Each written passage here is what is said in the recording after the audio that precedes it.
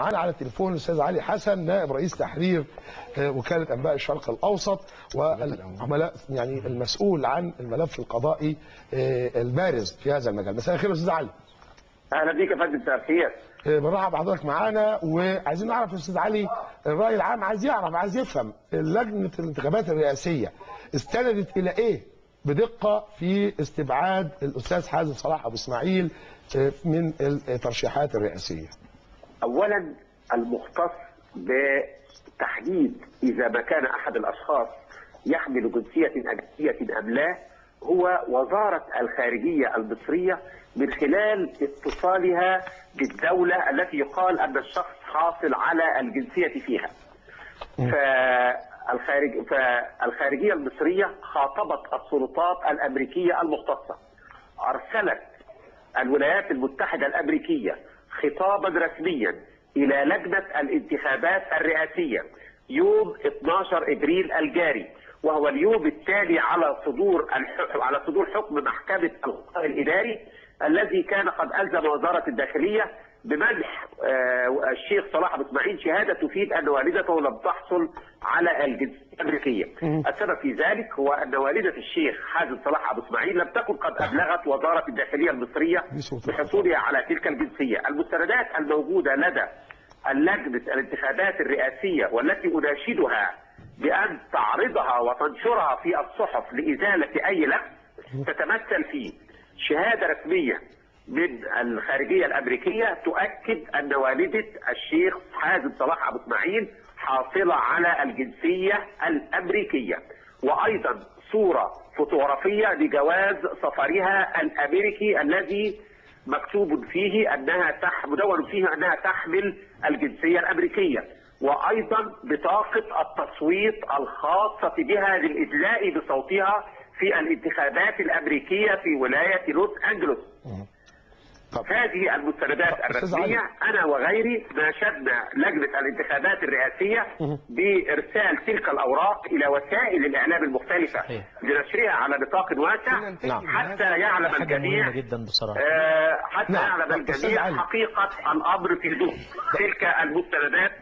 طيب استاذ علي حال الاطلاع عليها. انا ايضا اناشد الرجل الفاضل الشيخ حازم صلاح ابو اسماعيل بان ياتي بجواز سفر والدته، هذا الجواز الامريكي الذي سافرت به خلال عامي 2008 و2009، ان يذهب الى الفضائيات او الى التلفزيون المصري او اي تلفزيون يراه ويقوم بابراز صفحات هذا الجواز، التاشيرات الموجوده به، دخولها خروجها، جنسيتها المدونة في الجواز الذي سافرت به خلال عامي 2008 و2009 والذي لم يظهروا فضيلته حتى الآن. طب استاذ علي دلوقتي بيصار حجة أخرى يعني عايزين نعرف بالفعل رد عليها، وإنه هذه الوثائق غير ممهورة بخاتم رسمي الولايات المتحدة الأمريكية وإن بعضها لا توقيع عليه. أولا الشهادة التي تؤكد ان والده الشيخ حازم صلاح ابو اسماعيل عليها توقيع وعليها علامات مائيه بحيث يصعب تزويرها، بها اختام وبها علامه مائيه وبها توقيع، لكن احد الذين شاهدونها بيقول لك ايه؟ التوقيع بدل مع الشمال كان المفروض يبقى على اليمين شويه، اصل المفروض ان يعني بدل ما يجيبوا صوره جواز سفرها الامريكي اللي دي جنسيتها امريكيه كانوا يجيبوا اصله، يعني حاجات زي كده، لكن هي القضيه بإيجاز شديد. نعم. مولانا الشيخ حازم صلاح ابو اسماعيل يجيب هذا الجواز ويطلع بيه عند حضرتك يا ضياء بيه ونشوفه في الحلقه القادمه، وحضرتك تقرا جواز السفر وتشوف ايه هي الجنسيه اللي مكتوبه فيه لكي نقطع الشك باليقين. لكن انا نشدت لجنه الانتخابات الرئاسيه انها ايضا تطلع ما لديها من مستندات تلقتها لتنشر في الصحف المختلفه حتى نقطع الشك باليقين. طيب لكن انا شايف ان لجنه الانتخابات الرئاسيه تعاملت مع الامر سواء مع الشيخ حازم صلاح ابو اسماعيل او مع عمر سليمان او مع غيره. انا هرجع للاثنين الثانيين. انا عايز افرغ الاول. استاذ علي عايز افرغ.